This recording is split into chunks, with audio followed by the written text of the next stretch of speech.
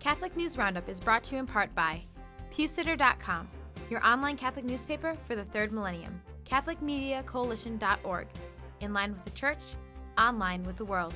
And TheAmericanCatholic.com, politics and culture from a Catholic perspective.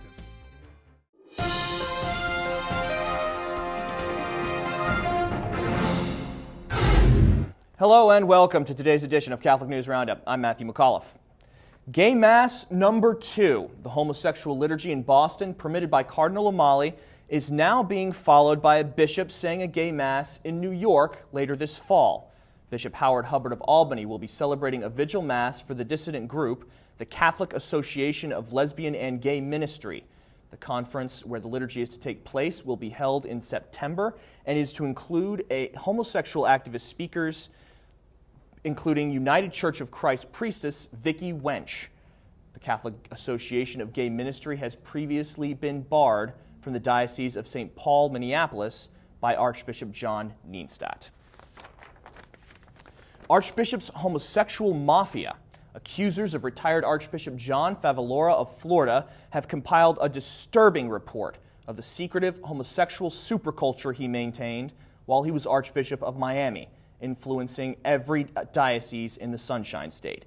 The report contains information of deep-seated corruption at St. John Vianney Seminary, involving homosexual favoritism and leading priests throughout the Miami Archdiocese, the bullying of seminarians who refused to commit sodomy with the Archbishop, extreme overspending with money from church budgets for entertainment, and the list goes on.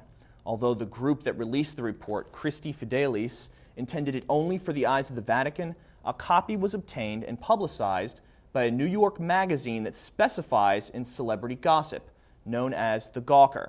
We strongly recommend that you see the Christi Fidelis report called Miami Vice on our resource page by clicking the link right over here. Homosexual indoctrination attempt. 7 suicides over the past 2 years have led to an explosive reactionary lawsuit from homosexual activists in a Minnesota school district.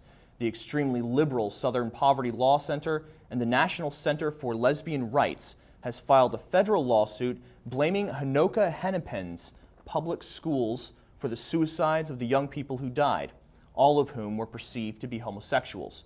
The suit blames the schools for their, quote, curricular neutrality policies on homosexual issues in the classroom, and Obama's U.S. Departments of Justice and Education have immediately launched investigations into the issue. While homosexual activists are claiming that the suicides are a result of so-called gay bullying, the school district strongly disagrees that any harassment of homosexual students in their schools has anything to do with school policies. Stay with us. We'll be back in just a few seconds.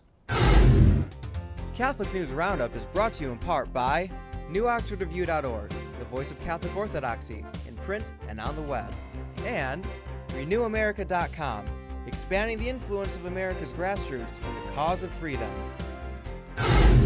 Cloyne sex abuse rebuttal. The controversial situation in Ireland following the sex abuse scandal in the Cloyne diocese will be directly addressed later this month due to a swap of apostolic nuncios.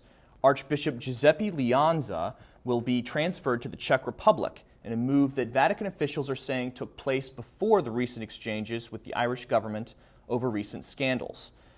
The liberal website journal.ie says there has been several reshufflings of nuncio positions and probably will be more in response to the recent death of Archbishop Pietro Sambi, the papal nuncio to the United States.